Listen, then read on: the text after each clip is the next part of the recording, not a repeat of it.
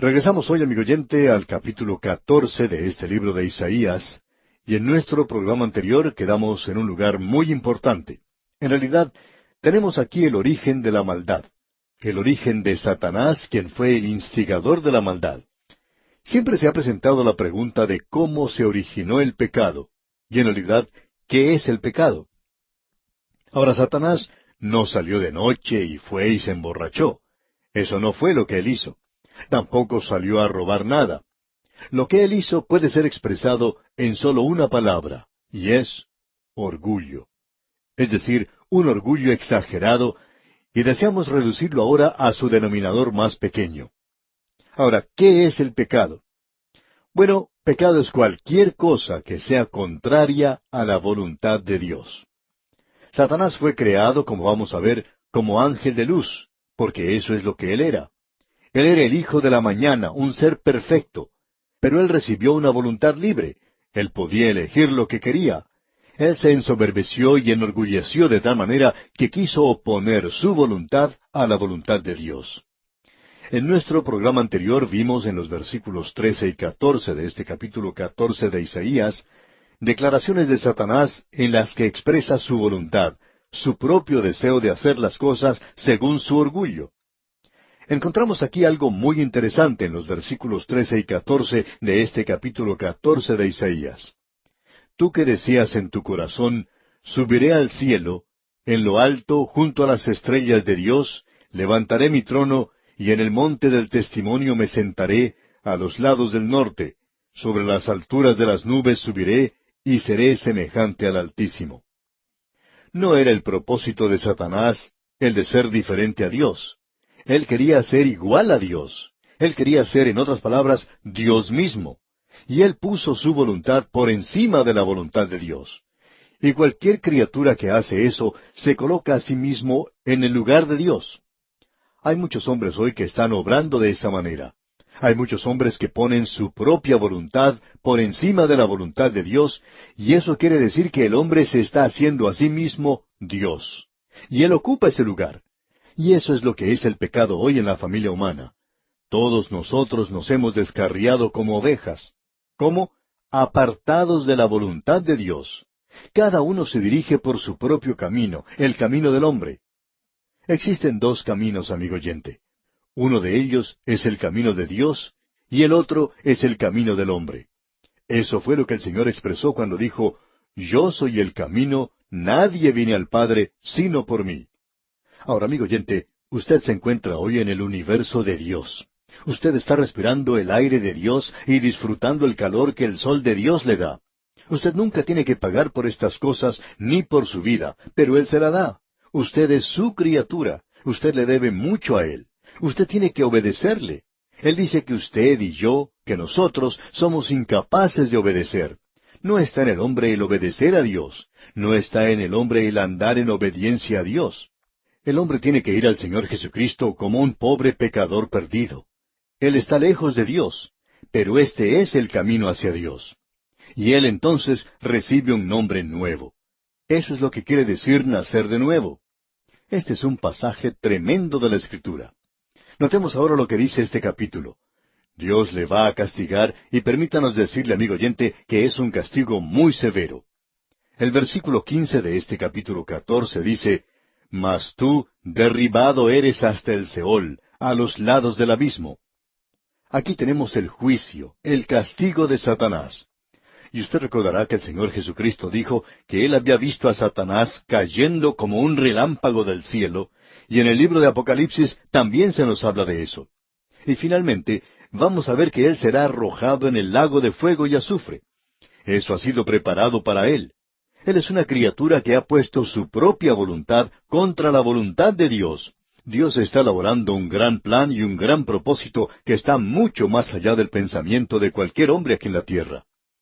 No es para que usted y yo dudemos, sino para que usted y yo confiemos en Él, porque Él está preparado para darnos misericordia, gracia y amor.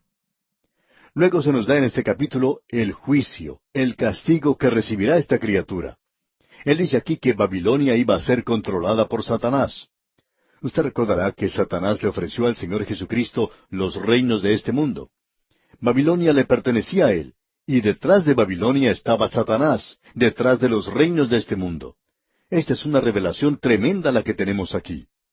Ahora, en los versículos 22 y la primera parte del versículo 23 leemos, «Porque yo me levantaré contra ellos, dice Jehová de los ejércitos, y raeré de Babilonia el nombre y el remanente, hijo y nieto, dice Jehová, y la convertiré en posesión de erizos y en lagunas de agua».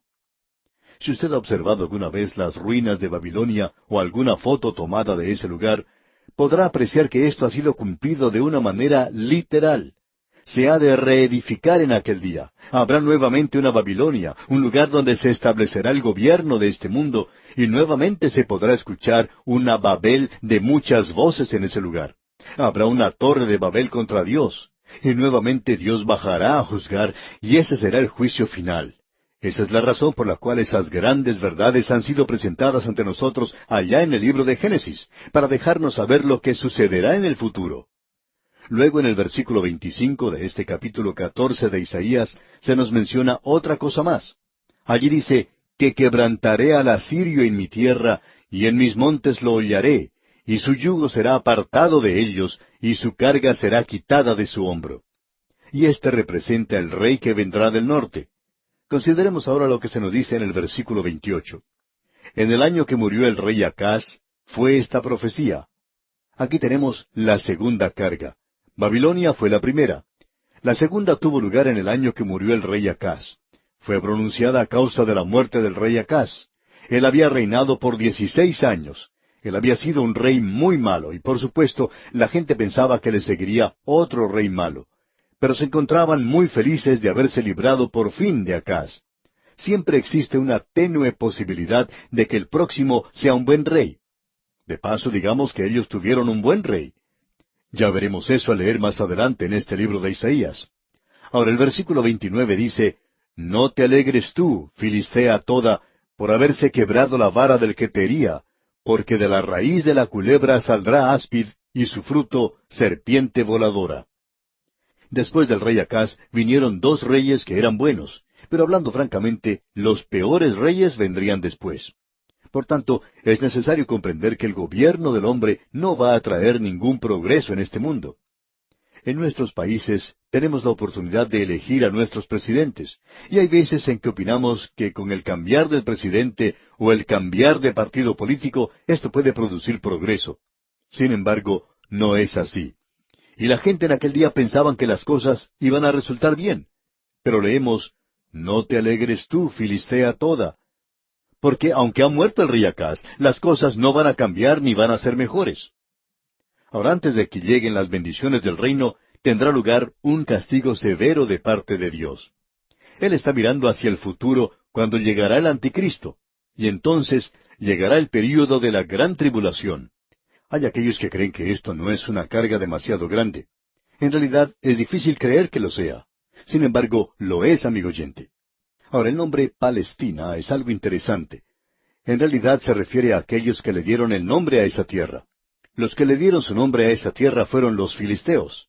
Ellos habían llegado por la costa saliendo de Egipto. Ellos se habían introducido en esa tierra. Ya estaban en ese lugar cuando llegó Israel allí, y aparentemente no estaban allí en los días de Abraham, porque en ese entonces estaba el cananeo ocupando esa tierra. Pero cuando ellos regresaron después de 400 años, los filisteos habían entrado a esa tierra. Cuando estudiemos los libros de Sofonías y Zacarías, veremos que había profecías específicas contra el país filisteo. Ascalón es mencionada, así como también Asdod, y había profecías específicas en cuanto a ellas, y deberían ser destruidas, y eso fue cumplido literalmente. Bien, llegamos ahora al capítulo 15 de Isaías, y a la tercera profecía o carga, la carga de Moab. Este es un capítulo bastante breve, pero tenemos ante nosotros dos capítulos que tratan de la profecía contra Moab. Esto puede parecer muy extraño. Tenemos solamente dos capítulos sobre Babilonia, y Babilonia fue el primer gran poder mundial. A nosotros nos parece que Moab hoy es algo muy insignificante. No pensamos que ellos eran muy importantes. Pero en los días de Isaías, y en realidad en el tiempo de David, esta tierra era algo muy importante y un gran reino. Los antecedentes de Moab eran sencillamente los siguientes. tenemos aquí la carga o profecía de Moab, y lo que aquí se nos presenta es una destrucción repentina de esa tierra. Y ellos tienen una historia bastante interesante, digamos de paso. Tiene sus comienzos en la época de Lot. Llegaron a existir cuando Moab era un hijo de Lot mediante su relación incestuosa con su hija mayor. El hijo ilegítimo de este asunto tan sórdido llegó a ser el padre de los moabitas. Esta gente llegó a ser un enemigo inveterado y persistente de la nación de Israel. El rey de Moab, Balac, contrató al profeta Balaam para que maldijera al pueblo de Israel, porque él les temía cuando pasaban a través de la tierra de Moab. Luego también tenemos una historia muy hermosa. El pequeño libro de Ruth lleva el nombre de una mujer de Moab. Esa joven de Moab era una persona maravillosa en realidad. David era parte moabita porque él procedía de esa tierra ya que él descendía de Booz y Ruth. Y David llevó a su padre a Moab cuando Saúl lo estaba persiguiendo. Ellos tenían parientes en esta tierra. Y luego esta gente finalmente llegó a convertirse en enemigos del pueblo de Dios. Ahora, ¿quiénes son los moabitas modernos? La nación en sí ha desaparecido, pero esta gente es como personas hoy que parecen ser creyentes. Son casi persuadidos a hacerlo, tal como la historia que leemos en cuanto a Félix y Festo, y el testimonio de Pablo ante el rey Agripa, quien dijo, «Por poco me persuades a ser cristiano». Estos no estaban muy lejos del reino, pero nunca llegaron a él. Eran nada más que vecinos. En realidad, hoy esa tierra forma parte del reino hachemita del Jordán. Y ellos tenían a Jerusalén en su reino. Pero por supuesto sabemos que Israel tomó esa ciudad y colocó nuevamente las fronteras donde se encontraban originalmente en el río Jordán. Y allí es donde están hoy. El moabita moderno se puede descubrir muy fácilmente. Se encuentra hoy en nuestras iglesias. Parece ser cristiano. De esta clase de gente nos habla el apóstol Pablo cuando él escribe que tendrán apariencia de piedad, pero negarán la eficacia de ella. A estos evita. Podemos ver eso en este capítulo y en los 2 capítulos siguientes. También encontramos que el pequeño libro de Judas describe eso. Él dice que estos hombres son impíos. Pretenden ser cristianos, pero en realidad son impíos. Estos son murmuradores, querellosos, que andan según sus propios deseos, cuya boca habla cosas infladas, adulando a las personas para sacar provecho. Era peligroso tener un amigo como Moab. Nunca se podía confiar en ellos como una nación aliada de Israel. En el capítulo 15 se nos menciona el castigo que vendrá. El primer versículo dice, «Profecía sobre Moab. Cierto, de noche fue destruida Ar de Moab, puesta en silencio. Cierto, de noche fue destruida Kir de Moab, reducida a silencio». Y así fue. Silenciosamente y durante la noche llegó a Siria, y Asiria destruyó esta nación en una forma que en realidad es increíble, y que casi ni se puede describir. Parecería que los hubieran barrido completamente de la faz de la tierra. Ahora el versículo 2 dice, «Subió a Bajid y a Dibón, lugares altos, a llorar. Sobre Nebo y sobre Medeba aullará Moab. Toda cabeza de ella será rapada, y toda barba rasurada». Aquí se mencionan ciertos lugares que no son muy conocidos. Se hace referencia a lugares altos, y aparentemente aquí se encontraba el templo de Quemos, y estaba localizado en esta tierra. Y luego leemos que Moab aullará sobre Nebo. Bien, este es el monte Nebo, desde donde vino Moisés. Luego se menciona Medeba. Esas son ciudades en esa tierra. Él nos dice aquí que esa era la forma en que ellas iban a ser destruidas. Estas eran aquellas personas que profesaban conocer a Dios, y sin embargo, pasaban su tiempo en un templo pagano adorando a un Dios pagano, y decían que estaban adorando al Dios vivo y verdadero. Ahora el versículo 3 de este capítulo 15 de Isaías dice, «Se ceñirán de cilicio en sus calles, en sus terrados y en sus plazas aullarán todos, deshaciéndose en llanto». Hoy ese lugar es un lugar muy pobre. Sin embargo, en aquel día era una tierra muy rica. Pero hoy uno puede sentir que el juicio de Dios aún se encuentra en ese lugar. El castigo fue tan serio y terrible que aún el profeta Isaías sentía en su propio ser lo que ocurría. Y el versículo 5 dice, «Mi corazón dará gritos por Moab, sus fugitivos huirán hasta Zoar como novilla de 3 años. Por la cuesta de Luhit subirán llorando y levantarán grito de quebrantamiento por el camino de Horonaim». El corazón del profeta sentía simpatía por esta gente a causa del terror que se acercaba sobre ellos. Ahora, ¿por qué peca la gente hoy? Dios aún los ama y Él puede darles su misericordia si ellos simplemente se vuelven hacia Él. Luego, en este capítulo, sigue una descripción bastante detallada de todo esto, y este es el juicio que le ha llegado a esa nación. Y ha sido cumplido literalmente. Continuamos con esta profecía o carga en el capítulo 16. Y aquí tenemos la apertura final de misericordia que se ofrece a Moab al observar el profeta hacia el milenio. Y el primer versículo del capítulo 16 dice, Enviad cordero al Señor de la tierra, desde Sela del desierto al monte de la hija de Sión. Ese cordero debe ser enviado para un sacrificio sobre el altar en Israel, y el cordero, digamos de paso, nos habla del Cordero de Dios que quita el pecado del mundo. Por tanto, ellos tenían que reconocer al Dios de Israel. Sin embargo, ellos no hicieron eso. Y en el versículo 2 de este capítulo 16 leemos, Y cual ave espantada que huye de su nido, así serán las hijas de Moab en los vados de Arnón. Ese río es un río muy pequeño, pero aún así ellos no lo pudieron cruzar cuando trataban de escapar de los asirios. Y el enemigo los alcanzó allí. Luego el profeta mira hacia el futuro y usted puede apreciar los últimos días que tenemos ante nosotros. Y el versículo 5 dice, Y se dispondrá el trono en misericordia, y sobre él se sentará firmemente en el tabernáculo de David. Ahora Jacobo menciona esto en el capítulo 15 de los Hechos de los Apóstoles, donde leemos, Después de esto volveré y reedificaré el tabernáculo de David que está caído, y repararé sus ruinas, y lo volveré a levantar. De eso es que Isaías nos está hablando.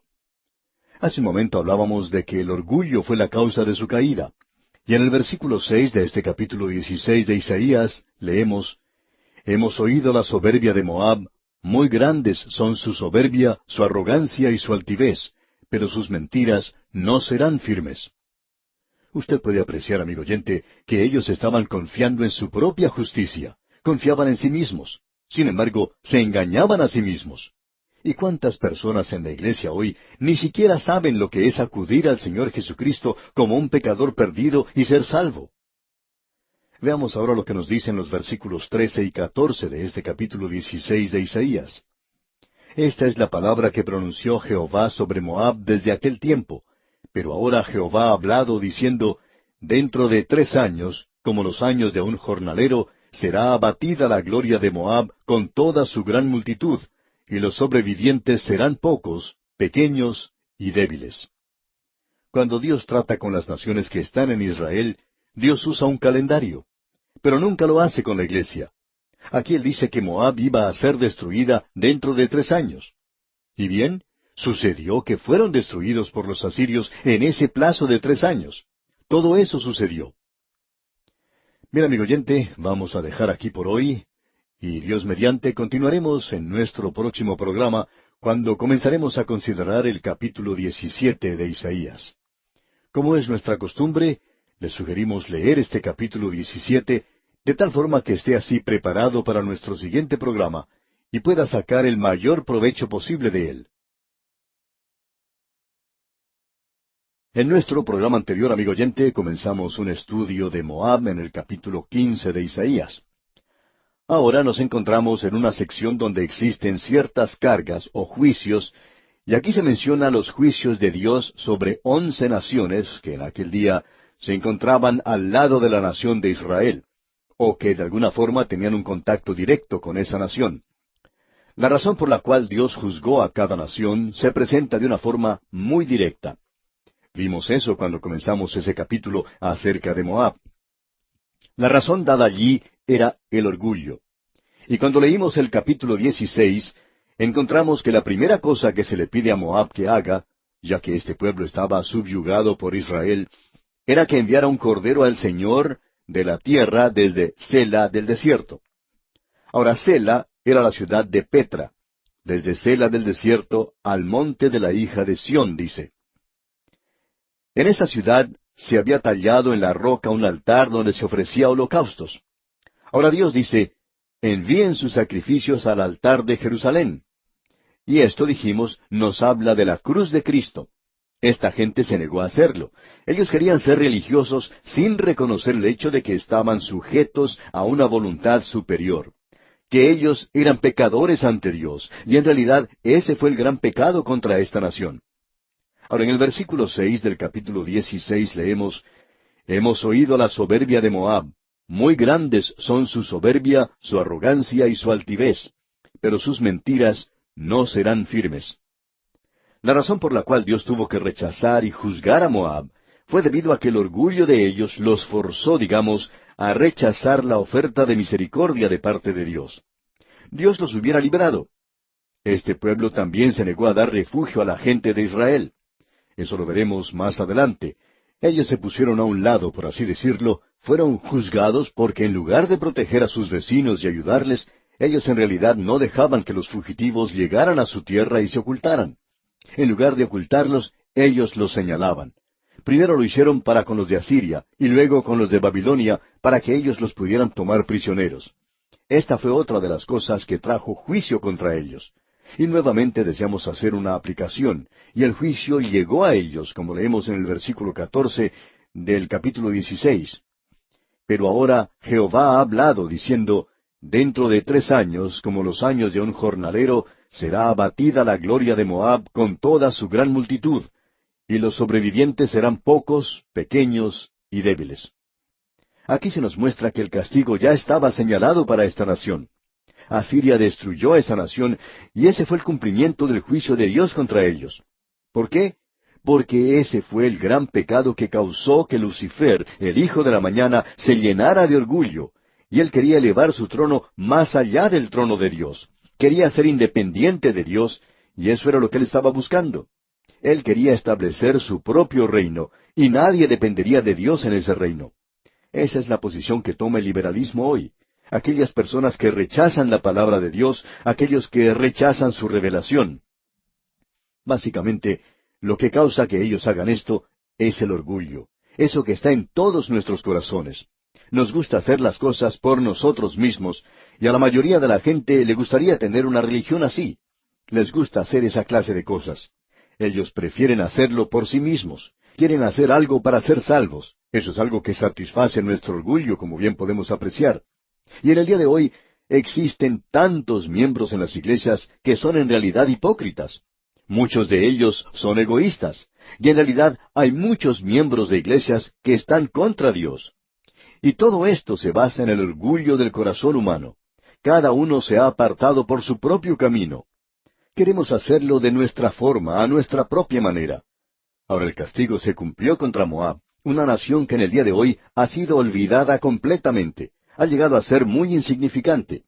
Pero esto, amigo oyente, tiene un mensaje para nosotros. Y llegamos ahora al capítulo 17 de Isaías.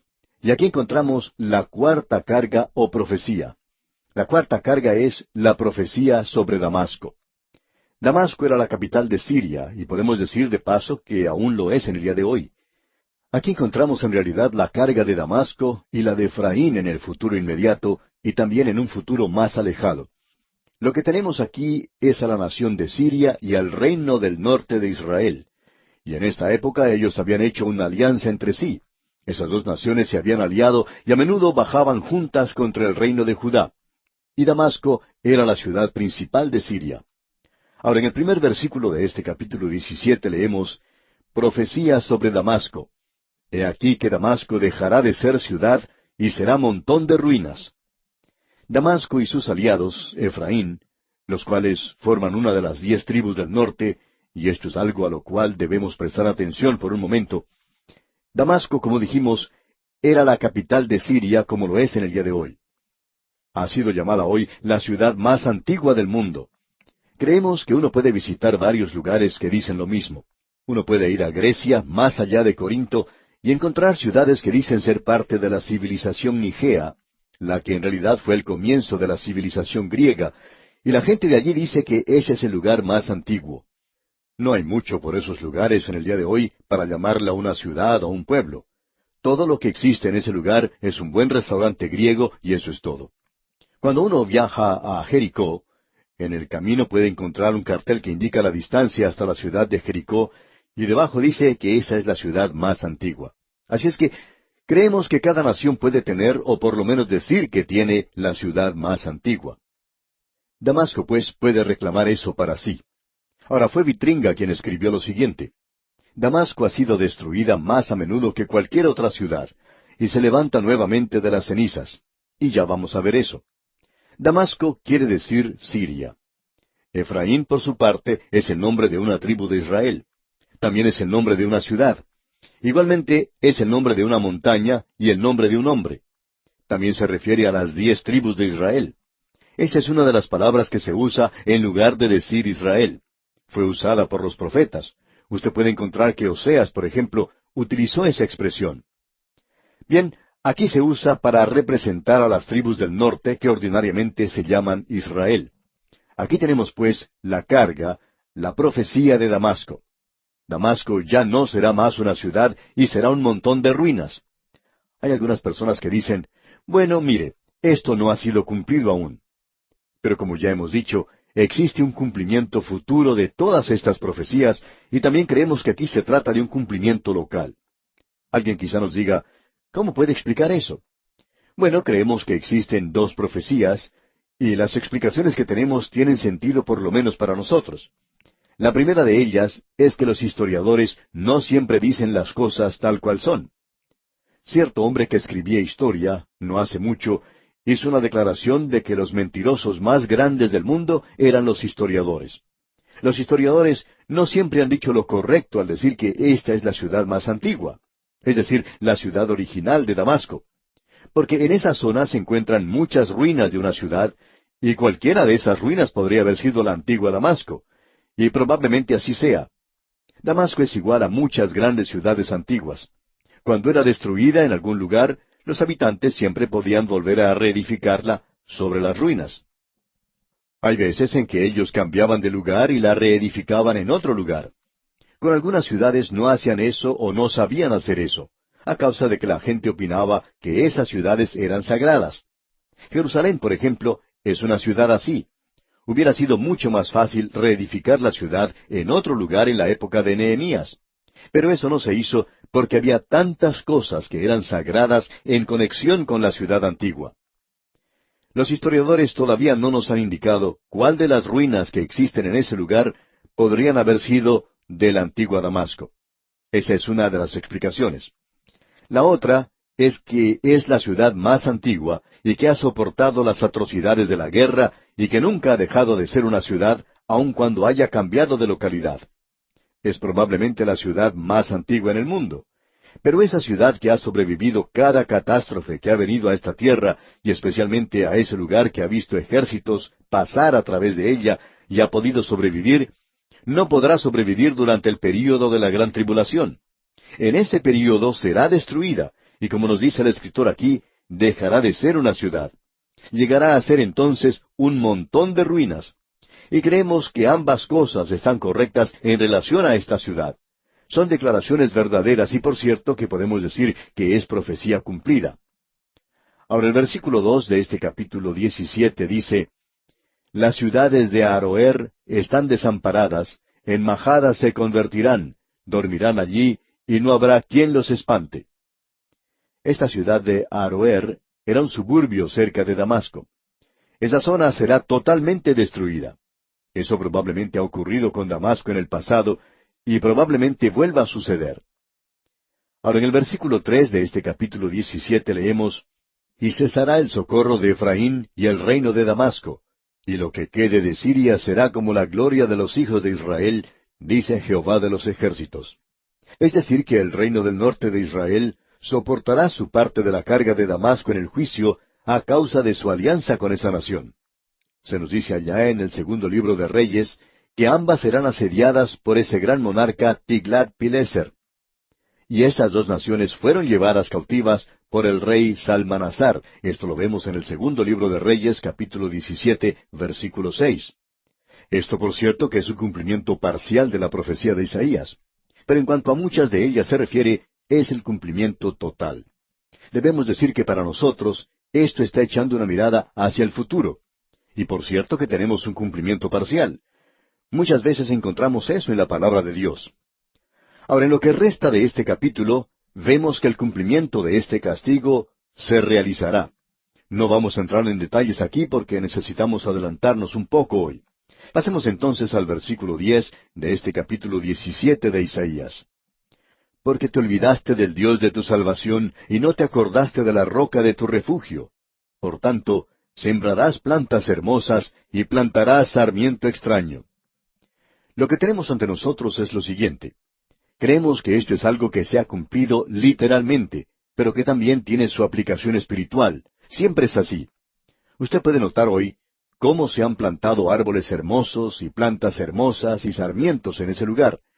Vemos que hay muchos visitantes que tienen el privilegio de plantar en la tierra de Israel. Los bosques de cedro del Líbano han sido aserrados completamente. En el pasado había muchos árboles. El monte de las Olivas, por ejemplo, estaba completamente cubierto de árboles. El enemigo los quitó, y en realidad eso ocurrió cuando los turcos controlaban a Palestina. Con ciertos impuestos que pusieron en los árboles, fueron muy pocos los que quedaron plantados. La gente los cortaba para no tener que pagar los impuestos, y la tierra quedó prácticamente sin árboles. Después de la Primera Guerra Mundial, Inglaterra comenzó un plan de reforestación, de arborización en esa tierra. Y el gobierno actual de Israel ha continuado con este plan, y se ha podido plantar literalmente millones de árboles en aquel lugar. Bien, llegamos ahora al capítulo 18 de Isaías. Y aquí tenemos la siguiente carga. Es la quinta profecía que se menciona, y es la carga de la tierra que está detrás de los ríos de Etiopía. Hubo en algún tiempo personas que opinaban que aquí se estaba hablando acerca de Egipto. Pero no se habla aquí de Egipto porque ese país es mencionado más adelante. De eso hablaremos en nuestro próximo programa, porque vamos a observar cuán literalmente se ha cumplido la profecía en cuanto a Egipto. Ese es un reino con el cual Dios no ha terminado su tarea aún, y es interesante notar que de ese antiguo mundo este gran reino ha descendido, tal cual Dios dijo que ocurriría. Ahora, ¿qué es lo que se quiere decir en cuanto a la carga de la tierra que está detrás de los ríos de Etiopía? Por cierto que no es una descripción de Egipto.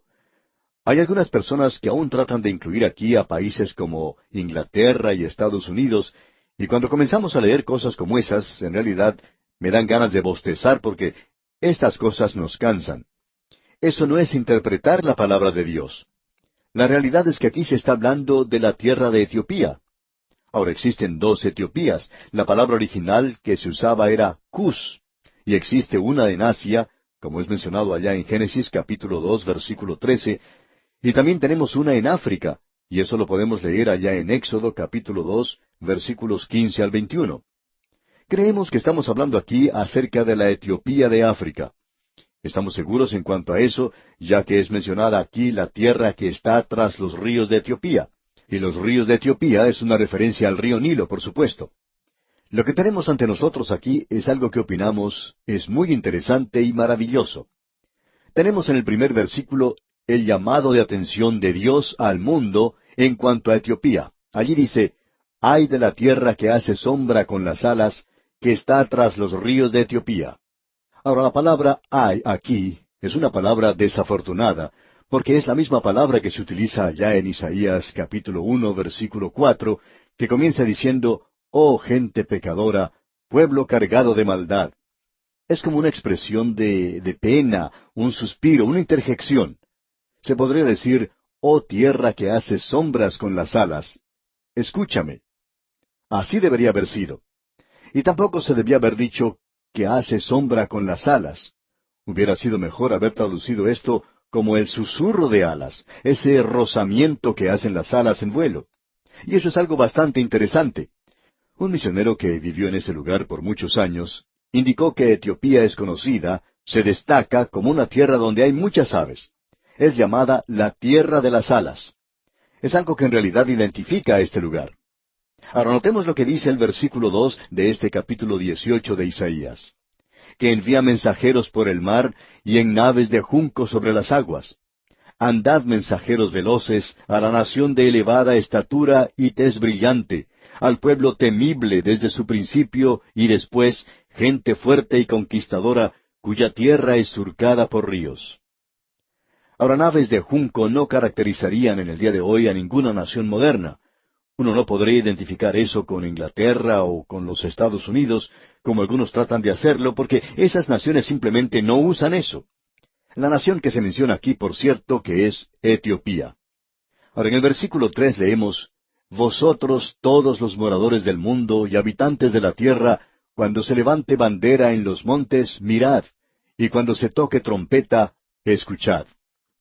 Hay muchos estudiantes de la Biblia que opinan que esta bandera o emblema se refiere al arca del tabernáculo que se encontró más adelante en el templo y que durante la época de la destrucción de Jerusalén por parte del rey Nabucodonosor, antes de que eso ocurriese, se había transferido a Etiopía. Se nos dice que existe una iglesia en ese lugar que dice que se encuentra en esa iglesia. Bien, no sabemos eso, no podríamos probar nada en cuanto a eso. Pero un emblema, una bandera, saldrá de esa tierra. Eso es interesante. No estamos tratando de decir lo que eso será o lo que sugiere. Simplemente diremos que una bandera saldrá de esa tierra.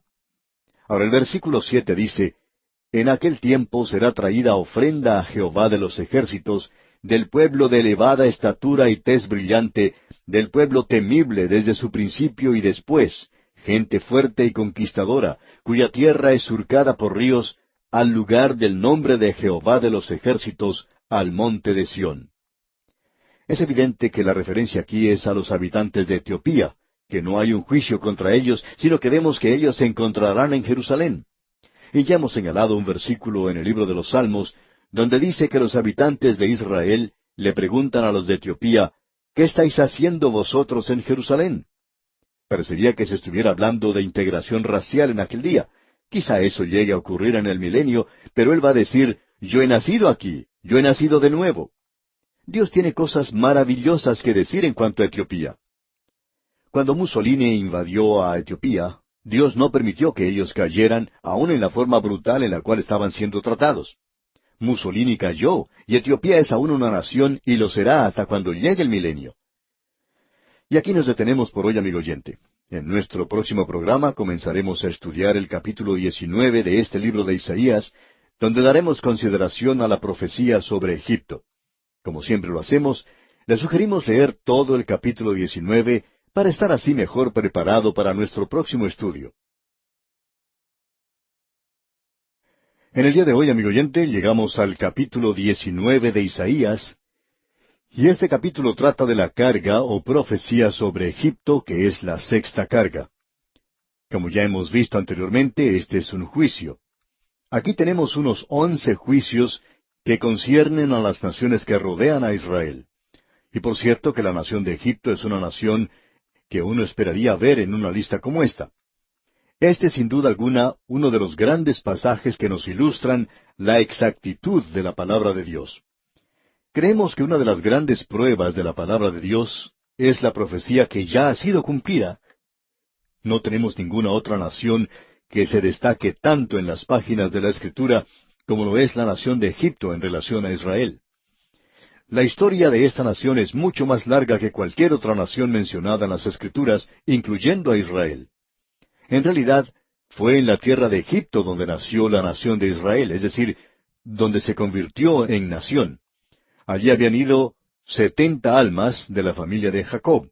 Salieron de ese lugar unos 400 años más tarde, siendo ya centenares de personas, por lo menos 1,5 millones formaban la nación.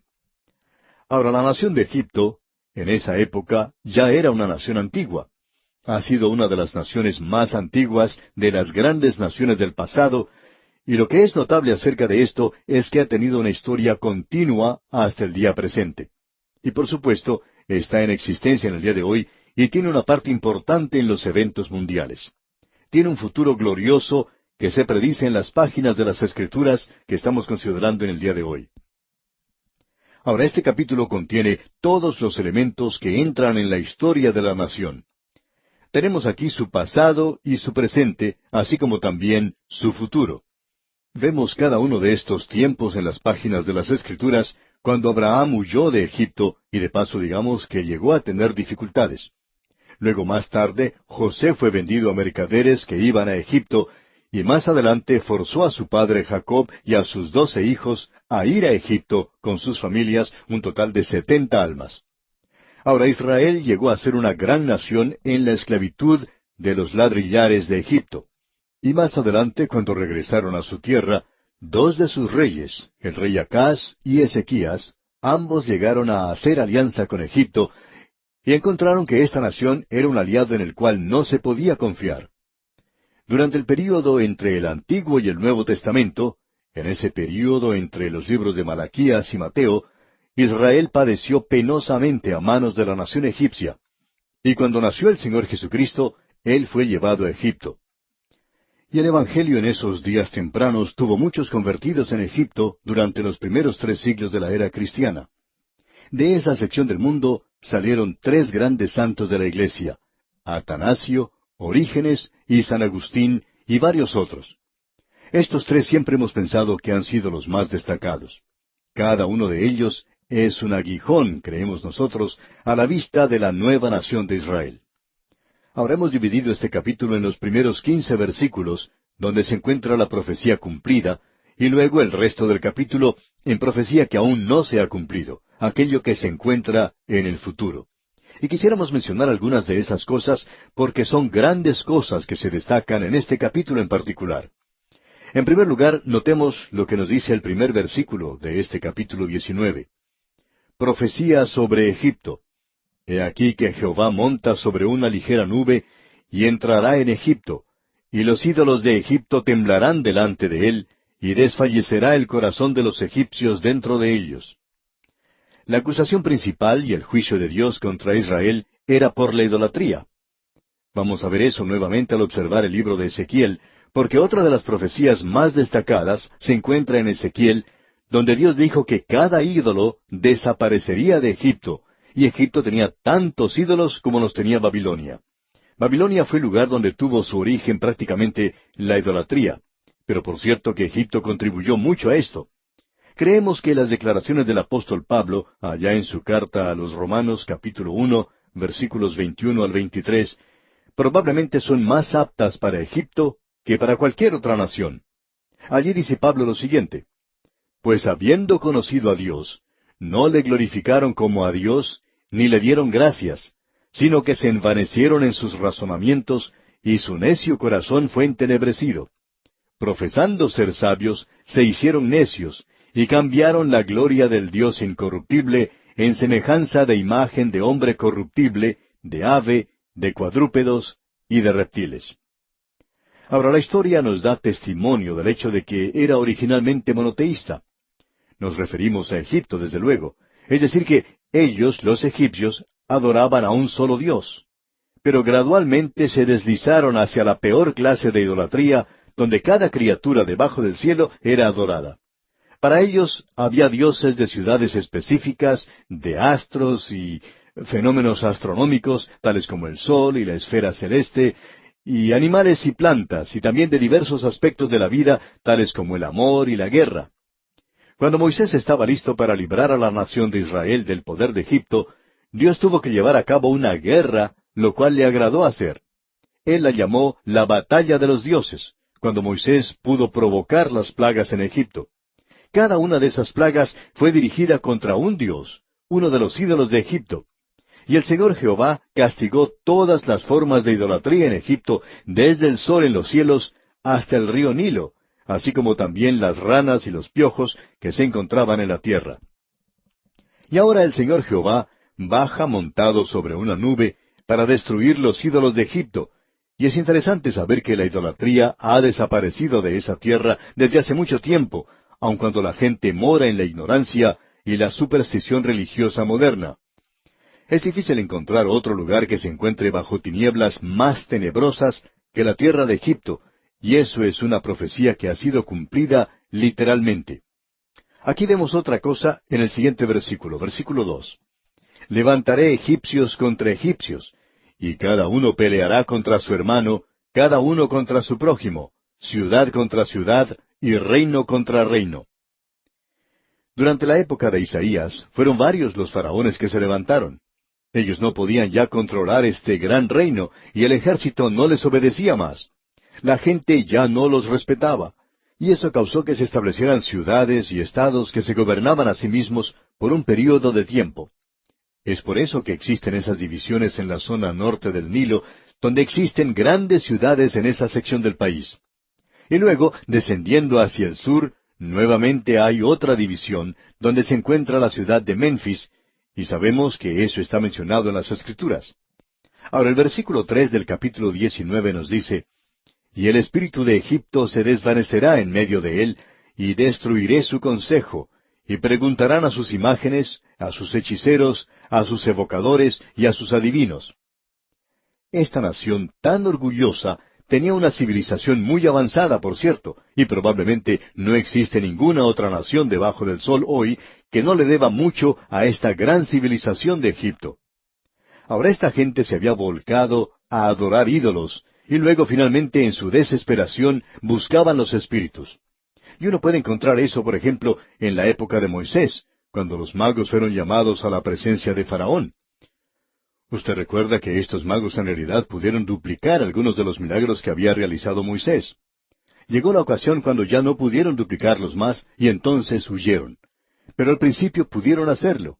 Y eso nos revela el hecho de que muy a menudo ellos no eran falsos, sino que en realidad algunos tenían poderes satánicos. Ahora aquí se nos dice que el espíritu de Egipto se desvanecerá.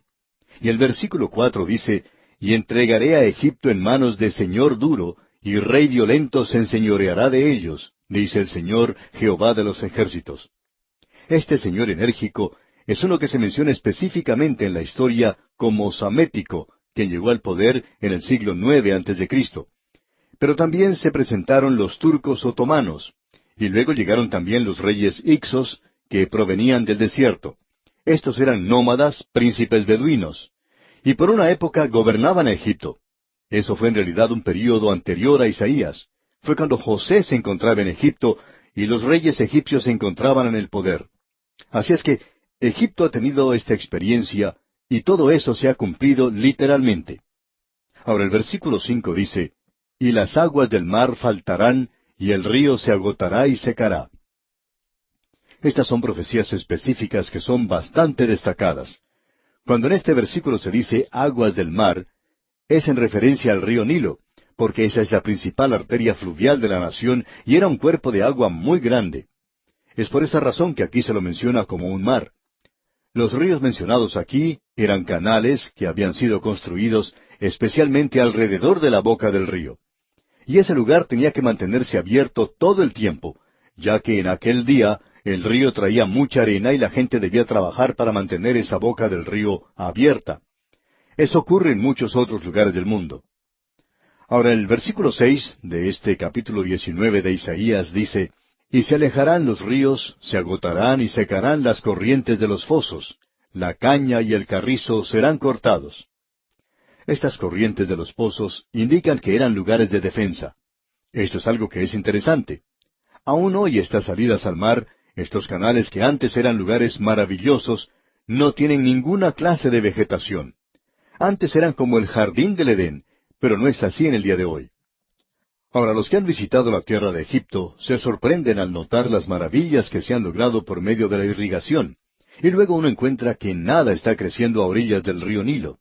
No existen bosques por allí, tampoco hay otras cosas como la clase de vegetación que uno espera al lado de un río. Escucha ahora lo que Dios dice específicamente aquí en el versículo 7.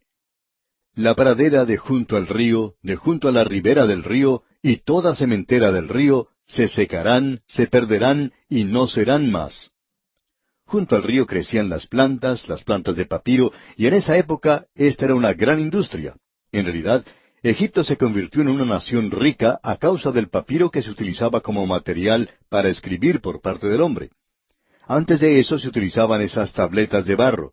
Los fenicios fueron los que esparcieron esto a través de todo el mundo conocido, es decir, el mundo alrededor del Mediterráneo, el mundo civilizado. Y como decíamos, el papiro era una planta que crecía al margen del río Nilo. Ya no existe en esa zona en el día de hoy. Ha desaparecido. Si usted visita el museo que se encuentra en esa zona, podrá notar que se ha preparado un lugar allí, una fuente, donde crecen algunas plantas de papiro. Y también los puede observar en algunos hogares de personas adineradas. Uno encuentra muchos lugares donde la gente misma ha plantado esta planta de papiro. En el día de hoy es una planta de lujo, ya no es más esa planta común que crecía a la orilla del río Nilo en aquellos días. Dios dijo que no sería más, y así ocurrió. Usted puede explicar esto de cualquier forma que se le ocurra, amigo oyente, pero Dios dijo que no iba a crecer más. Y creemos que Dios tuvo que ver mucho con esto. Ahora el versículo 8 dice, los pescadores también se entristecerán. Harán duelo todos los que echan anzuelo en el río, y desfallecerán los que extienden red sobre las aguas. Otra de las grandes industrias de Egipto era la pesca. Cuando el pueblo de Israel salió de Egipto, extrañaron los peces cuando habían entrado al desierto. También les hizo falta el puerro, las cebollas y el ajo. Ellos querían comer pescado. Y Dios les dio carne para comer. Usted recordará que Él les dio codornices. Y hablando honradamente, a ellos no les interesaba mucho esa clase de comida. Preferían comer el pescado de Egipto. Bueno, eso ha desaparecido ahora. Al viajar por el río Nilo, solo se puede ver a muy pocas personas que están pescando. La industria pesquera ya no existe en ese lugar. Eso ya ha desaparecido. Ahora el versículo 9 de este capítulo 19 de Isaías nos dice, los que labran lino fino y los que tejen redes serán confundidos. Eso desaparecerá. Antes acostumbraban a tener plantas de lino fino, y era de tal calidad que no era sobrepasada por ninguna otra, ni siquiera la que viene de Irlanda en el día de hoy. Creemos que de 500 gramos ellos podían obtener unos 60,000 metros de hilo. Pero en Egipto ellos podían obtener hasta 100,000 metros, es decir, que casi era el doble de eso. Era algo muy parecido a la seda. Se nos dice que los pescadores utilizaban este material para hacer sus redes y la colocaban a través de un anillo que tenían en sus manos. Y este era el lino que también se utilizó en la construcción del tabernáculo en el desierto por la nación de Israel. Ahora esa industria ya ha desaparecido totalmente, y la industria pesquera también desaparecería. El versículo 10 dice, porque todas sus redes serán rotas, y se entristecerán todos los que hacen viveros para peces. La riqueza de Egipto, como ya se ha dicho, prácticamente consistía del río, ya que gracias a su volumen era llamado aquí en la Biblia un mar. Ahora eso ha desaparecido, y no solo eso, sino que se menciona aquí en el versículo 11, ciertamente son necios los príncipes de Zoán, el consejo de los prudentes consejeros de Faraón se ha desvanecido. ¿Cómo diréis a Faraón, yo soy hijo de los sabios e hijo de los reyes antiguos? Lo que ocurrió fue lo siguiente. En el linaje real de los faraones se casaban entre sí. En realidad hasta hermanos y hermanas se casaban. Y sus hijos eran retardados mentales. Ese fue el linaje que desapareció de Egipto. Dios dijo, ciertamente son necios los príncipes de Zoán. Y dice, se han engañado los príncipes de Menfis. También habían engañado o seducido a Egipto, y usted conoce la historia de Cleopatra. Aun cuando ella era griega y no pertenecía en realidad a Egipto, sin embargo, ella llegó al poder más adelante. Ahora, en el versículo 15 de este capítulo 19 de Isaías leemos, y no aprovechará Egipto cosa que haga la cabeza o la cola, la rama o el junco. Ahora iba a ocurrir el fracaso de la religión falsa, el fracaso de los recursos materiales, el fracaso del poder mental y espiritual. Todo eso desaparecería. Ahora ha desaparecido, y vamos a ver en otra profecía más adelante que Egipto llegaría a ser un reino envilecido. Todo lo que uno tiene que hacer es ir a la ciudad de El Cairo, por ejemplo, para poder apreciar esto. Se nos presenta ahora un cuadro en el versículo 16 que nos dice, en aquel día los egipcios serán como mujeres, porque se asombrarán y temerán en la presencia de la mano alta de Jehová de los ejércitos, que Él levantará contra ellos. Ya hemos apreciado que Isaías utilizaba esta expresión de en aquel día, y que es algo que tiene su mirada puesta en el futuro. En aquel día los egipcios serán como mujeres, tendrán temor, y esa será su condición cuando entren al período de la gran tribulación. Y el versículo 17, en su primera parte, dice, y la tierra de Judá será de espanto a Egipto. Ahora alguien quizá puede tratar de decir que eso está siendo cumplido en el día de hoy. Pero no creemos que podamos decir eso, aunque en el Museo de El Cairo se puede ver que hay bolsas de arena para proteger todo contra ataques y bombas. Sin embargo, no existen los requisitos de cumplimiento en lo que vemos hoy. Y el versículo 17, en su segunda parte, continúa, todo hombre que de ella se acordare, temerá por causa del consejo que Jehová de los ejércitos acordó sobre él. Ahora, ¿cuándo ocurrirá eso? Bueno, en el versículo 19 y la primera parte del versículo 20 leemos, en aquel tiempo habrá altar para Jehová en medio de la tierra de Egipto, y monumento a Jehová junto a su frontera, y será por señal y por testimonio a Jehová de los ejércitos en la tierra de Egipto. Ahora hay personas que interpretan esto de un altar para Jehová como que son las pirámides de Egipto.